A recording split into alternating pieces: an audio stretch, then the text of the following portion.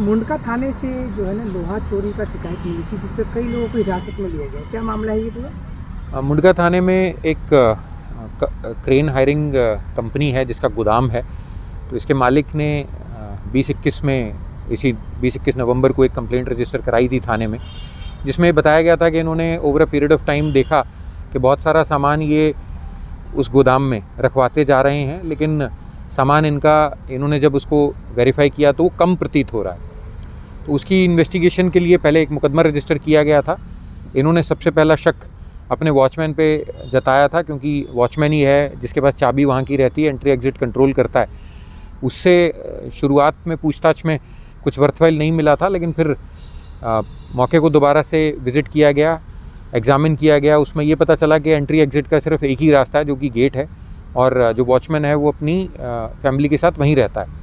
Watchman, जिसका नाम प्रमोद है, इसको कंप्लेनेंट ने लगभग 1 साल पहले यहाँ रखा था चौकीदारी के लिए, और उसको पूरी जिम्मेदारी उस गोदाम की दी गई थी।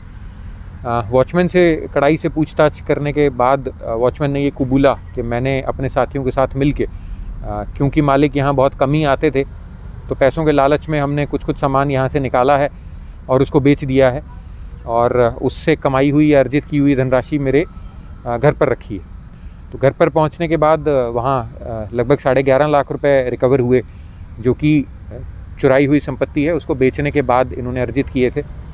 इनका एक प्राइम साथी जामवंत है उसका नाम, उसको हिरासत में लिया गया है। उसके पास से 50,000 रुपये की रिकवरी हुई है, और इन्होंने जो सामान बेचा था जिन जिन लोगों को, और उनके पास से कुछ क्रेन के पार्ट्स की, स्पेयर पार्ट्स की या आयरन के स्पेयर पार्ट्स की रिकवरी भी हुई है। तो कुल मिला के 6 अन्य लोग हिरासत में लिए गए हैं, और उनके पास से 29 टन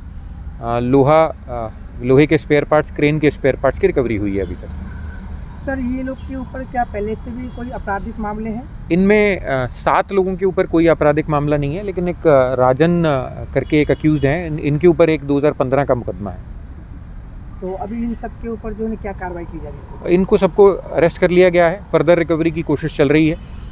कंप्लेनेंट को भी अपनी इन्वेंट्री एक बार चेक करनी है और बताना है कि इसमें और कौन सा सामान उनका मिसिंग है जिसमें रिकवरी हो गई है। जाहिर सी बात है कि इन्होंने कुछ ना कुछ सामान इतने लंबे अरसे से बेचा है, उसी से अर्जित की हुई धनराशि की रिकवरी हुई है। तो अभी कोशिश जारी है, कुछ और रिकवरी की भी संभावना इस मैटर में है। ठीक, थैंक यू।